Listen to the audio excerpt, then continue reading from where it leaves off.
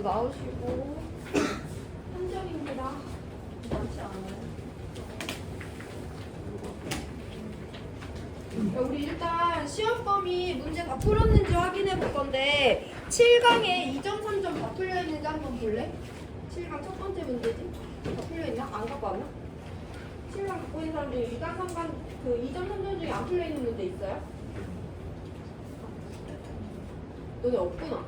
지금 확인 안 되지? 어쨌든 너네 문제 중에 8강에 두 번째 문제집에 3점짜리 13번 말고 모든 문제가 다 풀려 있어야 되거든요. 만약에 안 풀려 있는 거 있으면 말씀하시고 그 모든 문제에 대해서 복습하셔야 됩니다. 일단 우리 이온결합에 대한 내용 정리하고요. 그에 맞는 문제 몇 가지 풀어드릴 건데 그 전에 우리 C반에서 하나 확인하는 게 있어가지고 TV 좀 켜줘. 서희나 지훈이나 서로 보고.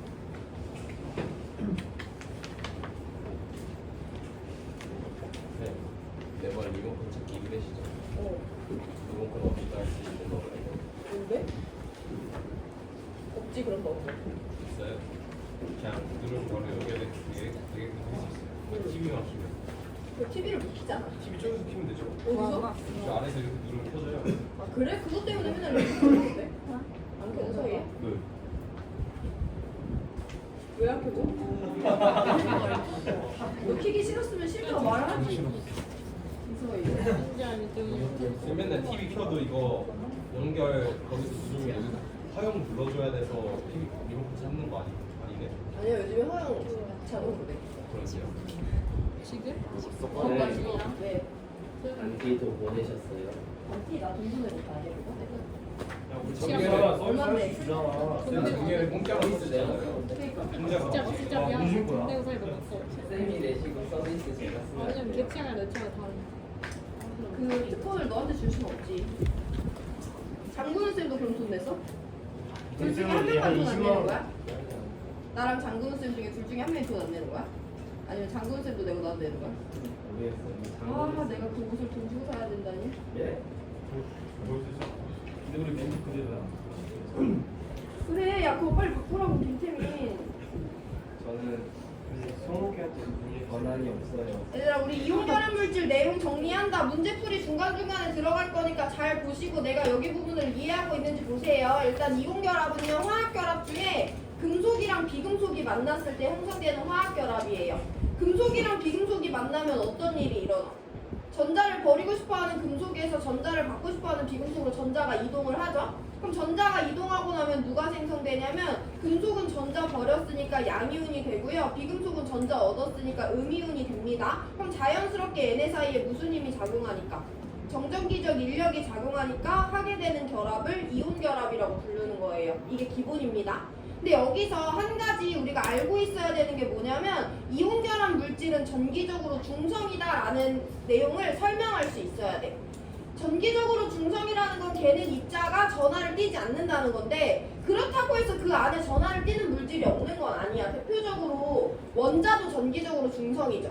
근데 거기 양성자도 있고 전자도 있잖아. 근데 양성자가 만약에 5개 있으면 그 주변에 전자가 5개 돌아다니니까 결국엔 얘네 합이 빵이 돼서 전기적 중성이라고 하는 거죠. 그런 것처럼 이온결합 물질이 전기적으로 중성이라는 사실을 설명하실 수 있어야 되는데 무슨 말이냐? 전자 한 개 버리고 싶어하는 금속 X가 있어요. 전자 한 개 받고 싶어하는 비금속 Y가 있어요.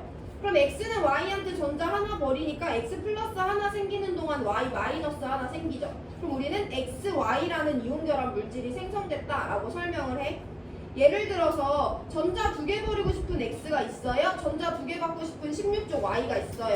그럼 X 하나가 Y 하나한테 전자 2개 버리면서 X2 플러스랑 Y2 마이너스가 생겨. 우리 이번에도 XY라는 이온결합 물질이 생성됐다라고 설명을 하죠. 이 안에는 X2 플러스라는 애 하나당 Y2 마이너스라는 애 하나가 달라붙어 있기 때문에 얘에 의한 양의 전압값과 얘에 의한 음의 전압값을 합치면 0이 돼. 양이온의 전하량의 절대값과 음이온의 전하량의 절대값이 같아야 돼요. 근데 이게 조금만 더 복잡해지면 어떻게 되냐면 X는 전자를 1개 버리고 싶어하는 1쪽인데 Y는 전자 2개 받고 싶어하는 16쪽이래. 그럼 X 몇 개가? x 두 개가 y 원자 하나한테 전자를 하나씩 버리죠. 그럼 x 플러스가 두 개 생성되는 동안 y2 마이너스가 하나 생성되지.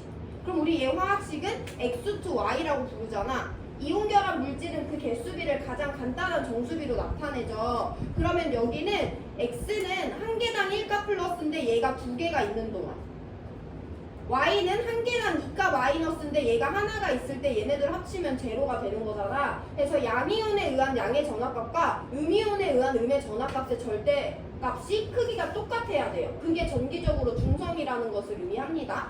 자, 그럼 우리 한 번 더 볼 건데,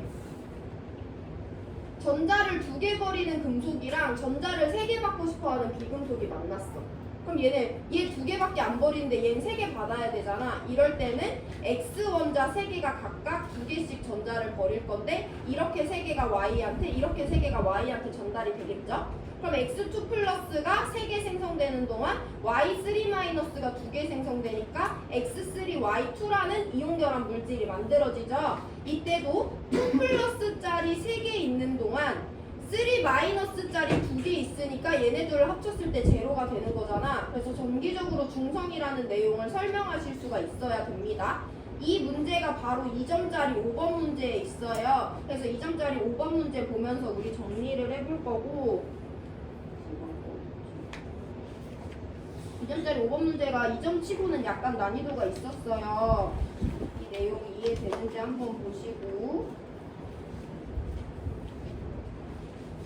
여기서 이온결합 물질의 원리와 이온결합 물질의 전기적 중성이라는 내용을 같이 설명해 볼 거예요. 방금 배운 것도 복습하고. 2, 3주기 원소 A와 B로 이루어져 있대. 여기 보시면 A 플러스가 이렇게 생겼고 B 마이너스가 이렇게 생겼대. 일단 얘네들의 개수비를 따져볼 건데, A 플러스 몇 개 있을 때? 4개 있을 때 B 마이너스 몇 개 있어? 6개 있지. 이온결합 물질의 화학식을 적을 건데요. 이온결합 물질의 화학식은 양이온과 음이온의 개수비를 가장 간단히 나타내야 돼. 그럼 얘의 화학식을 A4 B6라고 써야 돼? A2 B3라고 써야 돼? A2 B3라고 써야 되지. 이걸 먼저 기본적으로 확인을 해주셔야 돼요. 4개 대 6개라고 해서 얘 화학식 이렇게 쓰시면 안 됩니다. 4대 6을 가장 간단한 정수비인 2대 3으로 나눠서 A2 B3라고 화학식을 적을 수 있어야 돼요. 그 다음에 우리 이제 이 소문자 A와 소문자 B의 B값을 한번 살펴볼 건데, A2 B3라는 물질은요, A 플러스 2개당 B 마이너스가 3개가 달라붙어 있어.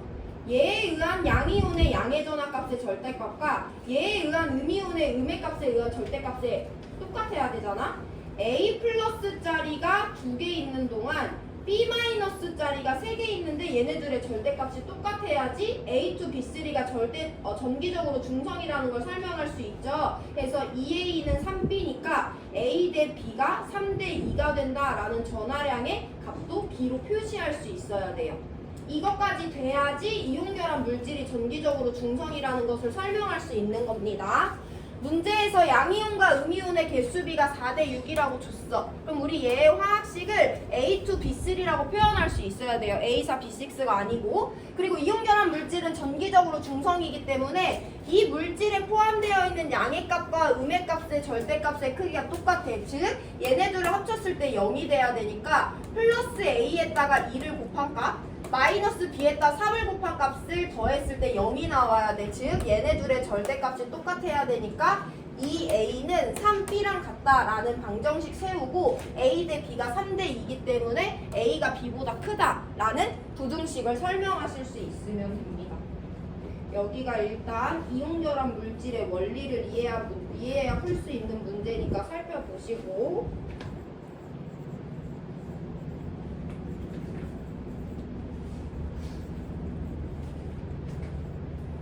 우리 그럼 다시 개념으로 돌아갑니다. 이게 전기적으로 중성이라는 걸 설명하시는 거고, 두 번째, 이온결합 물질에서 이 거리에 따른 에너지 곡선을 설명할 수 있었어야 되는데 교과서에는 친절히 나와 있지만 문제에는 절대 친절하게 안 나온다고 했어.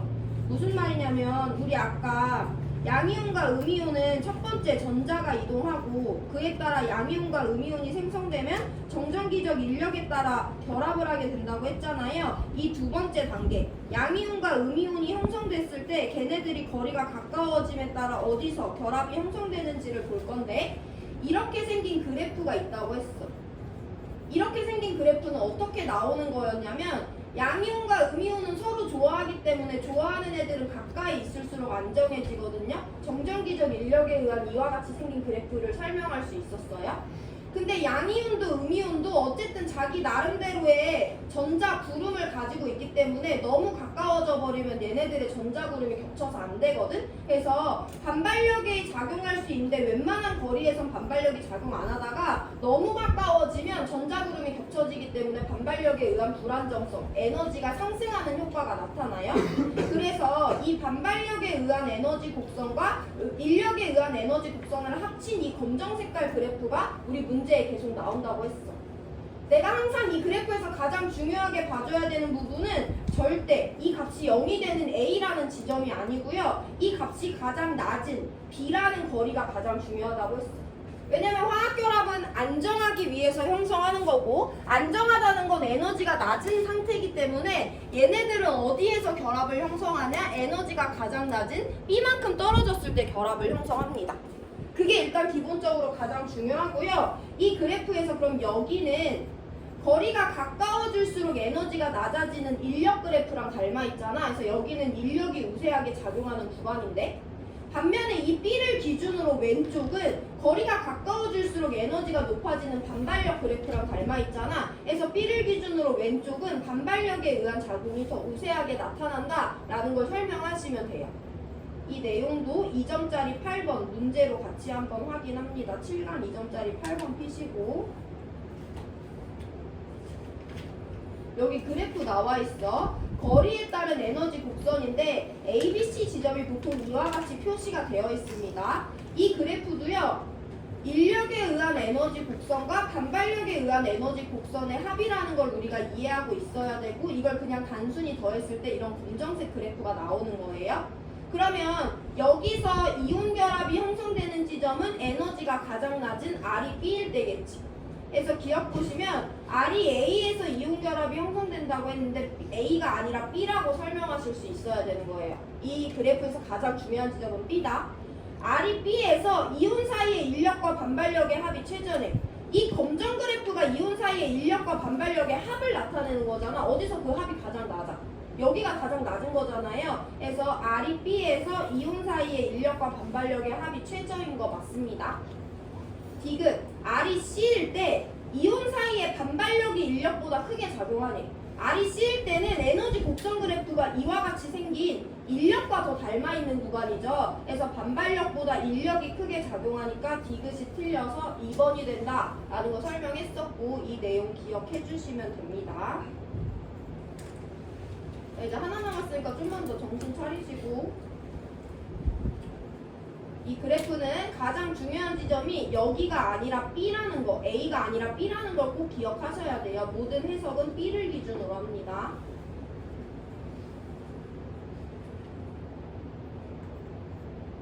자, 마지막 이온결합 물질의 특징 살펴봅니다. 이온결합 물질은요, 기본적으로 특징을 설명하기 위해서는 이온결합 물질에서 양이온과 음이온은 그냥 단독으로 한 쌍으로 존재하는 것이 아니라 양이온과 음이온이 3차원적으로 서로를 무제한적으로 둘러싸고 있다라고 이해를 해주셔야 돼요. 그럼 첫 번째 특징은 이것만 보고 알 수 있는데, 입자들이 매우 규칙적으로 따닥따닥 붙어있지. 이런 거 물질의 상태 중에 어디에 해당하는 거야? 고체잖아. 해서 얘의 첫 번째 특징, 보통 상온에서 고체 상태로 존재해요. 상온에서 고체로 존재한다는 건 걔의 멜팅 포인트, 녹는 점이 높은 편에 속하는 물질이라는 것을 의미합니다. 두 번째 특징은 양이온과 음이온이 서로를 둘러싸고 있어서 단단하긴 하지만 외부에서 충격이 땅 하고 가해지는 순간 양이온과 양이온이 만나고 음이온과 음이온이 만나게 된단 말이야. 그럼 걔네 사이에 뭐가 작용하니까? 반발력이 작용하니까 외부에서 충격이 가해지면 쉽게 부스러진다라는 특징 중요하게 배웠었어요. 뭐 어쨌든 세 번째 특징이 가장 많이 나오고 중요한데 얘는 고체 상태일 땐 전기 전도성이 없지만 액체나 수용액 상태일 때는 전기 전도성이 있다라는 세 번째 특징 꼭 알고 계셔야 되고 우리 복습을 여러 번 했습니다. 네 번째는 녹는 점이 높은 편에 속한다고 했는데 이번에는 이온결합 물질끼리의 녹는 점을 비교할 수 있어야 돼요. 여기 잘 들어봐 얘들아. 녹인다는 건 이렇게 딱딱하게 규칙적으로 배열되어 있는 고체를 액체로 상태 변화시킨다는 거지. 액체는 조금 유동적인 애들이잖아. 얘네 사이에 존재하는 인력을 몇 군데 끊어줘야 돼요. 그럼 얘를 녹인다는 것은 누구에 달려있냐면 저 양이온과 음이온 사이에 작용하는 인력이 셀수록 녹이기 어려워 녹는 점이 높아지고요. 약하면 끊기 쉬운 거니까 녹이기 쉽다는 거예요. 그래서 정전기적 인력에 비례합니다. 근데 이 정전기적 인력은요, 이온 사이의 거리의 제곱분의 전하량의 절대값의 곱에 비례하는 값이에요. 그래서 우리가 이 공식을 외우지 않았지만 어떤 걸 정리했냐면 분모가 작을수록 분자가 클수록 인력이 큰 거니까 이온 사이의 거리가 짧을수록 이온의 전하량의 절대값의 곱이 클수록 정전기적 인력이 세지니까 녹는 점이 높아진다 라고 해서 이 두 가지 변수를 같이 고려해서 녹는 점을 판단해야 된다 라는 거 우리 배웠었어요. 이 문제를 2점짜리 3번에서 한번 개념을 확인해 볼 겁니다. R과 Q 두 가지를 모두 다 따져줘야 되고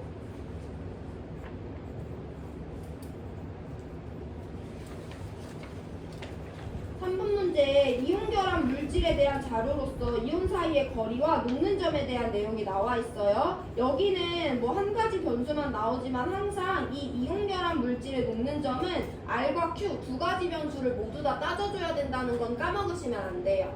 근데 이 문제는 나트륨 3주기 1족과 17족 비금속으로 이루어져 있어. 그래서 얘는 한 개 버리고 얘는 한 개 받기 때문에 양이온들은 모두 다 1가 플러스, 음이온들은 모두 다 1가 마이너스인 애들 4개의 녹는 점을 비교해. 그럼 얘네들의 전하량의 절대값의 곱은 똑같으니까 우리는 누구로만? R로만 녹는 점을 비교하면 되는 거죠. R은 짧을수록 녹는 점이 높아진다고 했었잖아. 그래서 우리 얘네 둘을 비교해 볼 건데요. NaF와 NaCl은 둘 다 양이온과 음이온의 전하량의 절대값이 1로 똑같기 때문에 거리가 짧을수록 녹는 점이 높아집니다. 둘 중에 NaF에서 거리가 더 짧기 때문에 녹는 점 A가 801보다 높다라는 것을 설명하시면 돼요. 자, 두 번째, 나트륨 브롬과 나트륨 아이오딘에 대해서 설명을 해볼 건데 얘네들은 거리에 미지수가 있거든? 근데 녹는 점을 보니까 얘가 더 높아.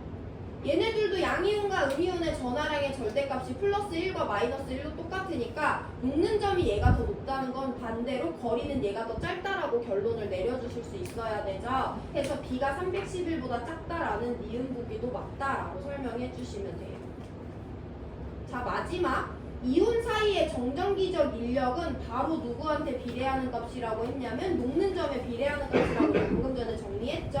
그래서 NaCl과 NaI에서 정전기적 인력은 얘가 더 높다는 건 여기서 정전기적 인력이 더 세다는 거니까 디귿 보기도 맞다라고 골라주시면 되죠.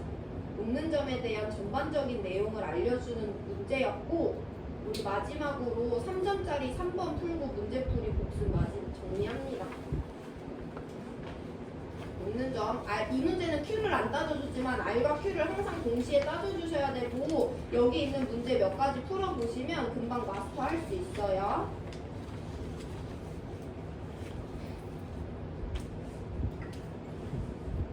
점짜리 3번은 이온결합 물질과 공유결합 물질을 비교하는 전형적인 문제 유형이에요.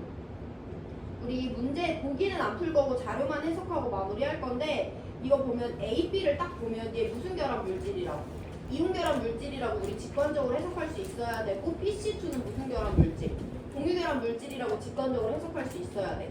근데 여기 보시면 A와 B라는 양이온과 음이온의 전하량을 미지수로 줬어.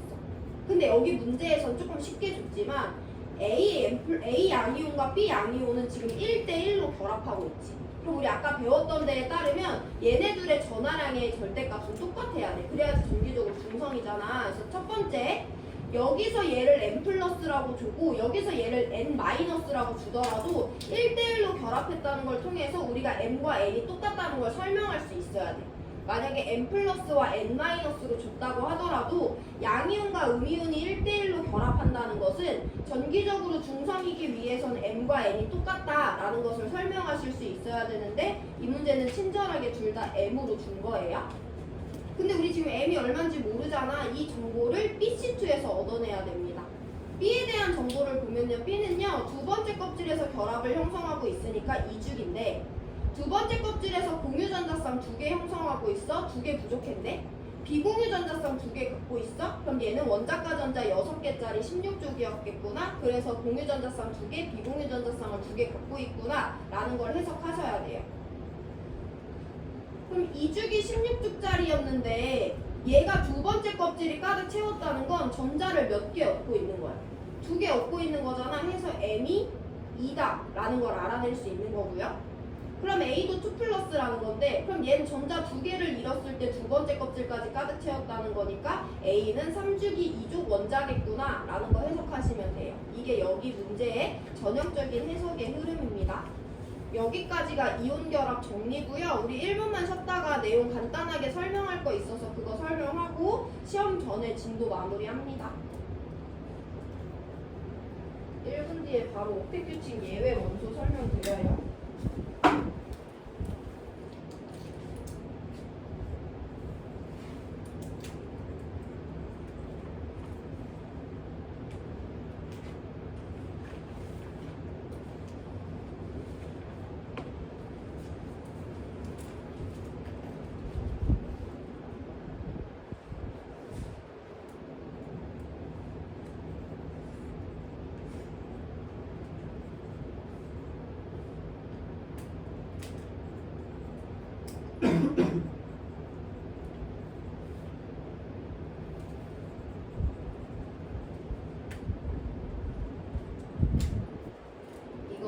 이 내용을 알아야지 그 수능 문제를 풀 때 도움이 되고 우리 1번부터 20번에 해당하는 원자들을 보통 살펴봤잖아. 그 애들은 보통 주변에 전자가 부족하거나 남아 돌아서 걔네들을 버리거나 얻어요. 그러면 마지막 껍질에 전자 8개를 채우는 게 보통인데 그러지 않은 애들은 딱 5개밖에 없어요. 그래서 얘네들에 대해서 한번 살펴보고 마무리할 건데 이미 알고 있는 내용이에요. 수소는 1주기 1족이야. 그래서 첫 번째 껍질에 전자 하나 갖고 있지. 근데 얘는 한 개가 부족하기 때문에 보통 주변에 공유전자쌍을 하나 형성해서 첫 번째 껍질에 전자 2개 채운단 말이야. 이게 안정한 상태잖아. 얘 이거 보면 옥텟 규칙 만족한다고 볼 수 있어. 옥텟 규칙은 마지막 껍질에 전자 몇 개냐면 8개를 채워야 옥텟 규칙을 만족하는 거거든. 근데 수소는 굳이 8개를 채우지 않기 때문에 옥텟 규칙 예외에 해당하는 원자다라고 받아들이시면 돼요.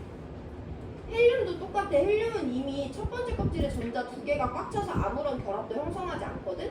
얘는 이미 안정한데 얘도 마지막 껍질에 전자 8개가 아니라 2개만 갖고 있죠. 얘도 옥텟 규칙의 예외 원소 중에 하나입니다. 리튬은요, 첫 번째 껍질에 전자 2개, 두 번째 껍질에 전자 하나 갖고 있는데요. 얘는 두 번째 껍질에 전자 7개를 얻어와 두 번째 껍질에 있는 전자 1개를 버려버리잖아. 그럼 얘도 첫 번째 껍질에 전자 2개만 채우거든요. 그럼 얘도 8개 아니니까 옥텟 규칙 예외예요. 4번이랑 5번은 더 특이하죠. 베릴륨은요, 4번 원자로서 첫 번째 껍질에 전자 2개, 두 번째 껍질에 전자 2개 갖고 있거든. 얘 두 번째 껍질에 전자 몇 개만 채우는 애라고 했어.